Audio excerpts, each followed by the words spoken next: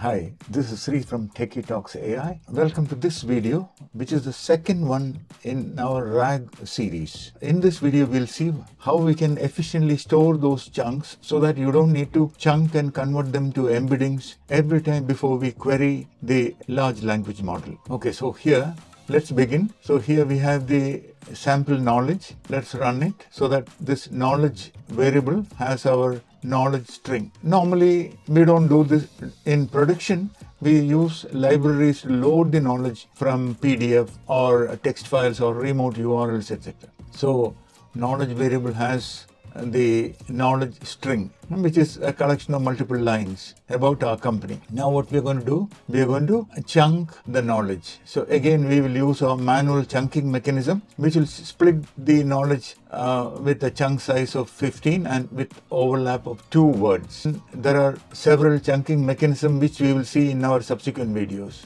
Okay, so knowledge has been chunked. Here is the list which has got sentences, almost like sentences with some overlap. If you see here, we have vFocus word as the end of the chunk, and beginning of the next chunk we have vFocus because we have specified overlap of 2. Okay, so what we have done so far is we loaded a variable containing our knowledge base and then we chunked them and stored the results in a variable called chunks. Now what we're going to do is we are going to convert the chunks to embeddings. If you don't know what embeddings are, please watch our very important previous video where we are graphically demonstrating what these embeddings are. So here, after the execution of this, we will have embeddings in this variable, embeddings variable, which is a collection of vectors, and each vector will have a dimension of 1536. Embeddings and vectors were explained in our previous video. Please remember to watch if you haven't. Next is the new thing that we are doing in this video, where we are saving the embeddings as a JSON file. In this case, we are not using any vector store. So let's run it. So if you see here,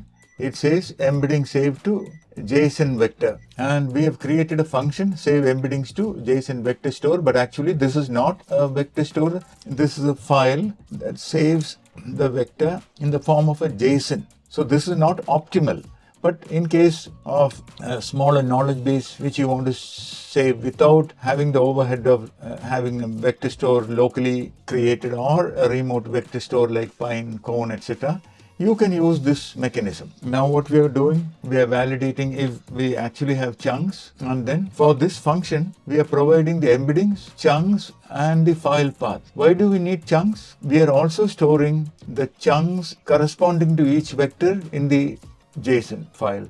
So that makes it easy for us to retrieve the chunk and the embeddings when we do the similarity search. Okay, so here in this data, we are loading the chunk and also loading the embedding in this format. Clear? And after that, we are writing this to a file.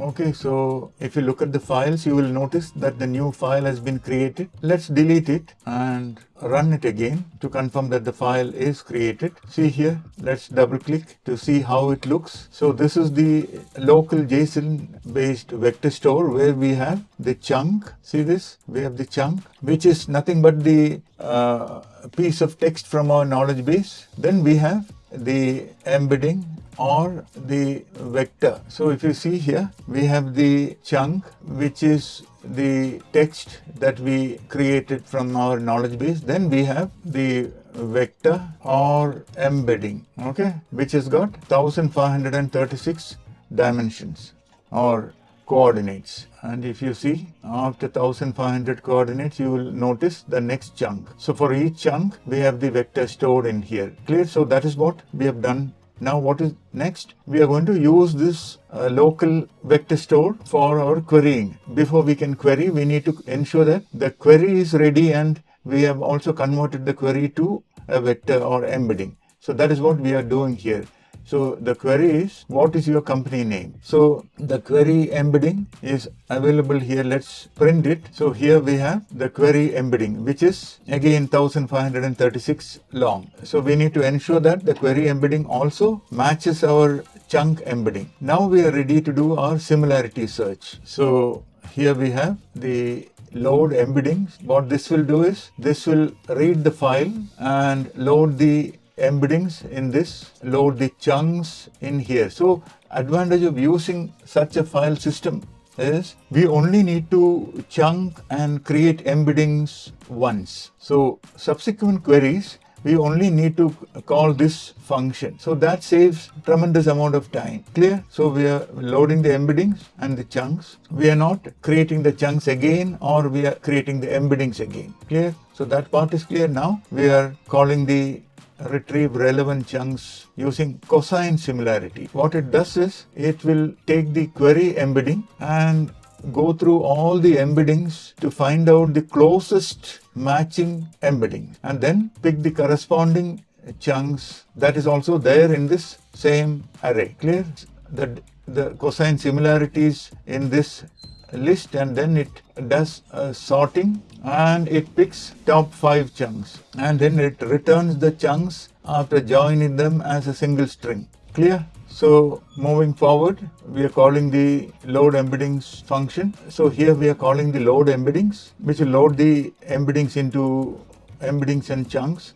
Then we are getting the relevant chunks into this answer variable, which will contain the most useful 5 chunks. So here are those chunks. Next is using RAG to query the large language model. So here what we are telling is, you are a helpful assistant. You will answer from the following knowledge, which has the relevant chunks. Here we have our query loaded. Let's run it. Okay, so our company name is Shogini Systems Private Limited. So this is a beautiful mechanism of having your own local vector store in the form of a JSON string text file. So here we have an example of same thing which uses another similarity mechanism using dot product. So let's run it.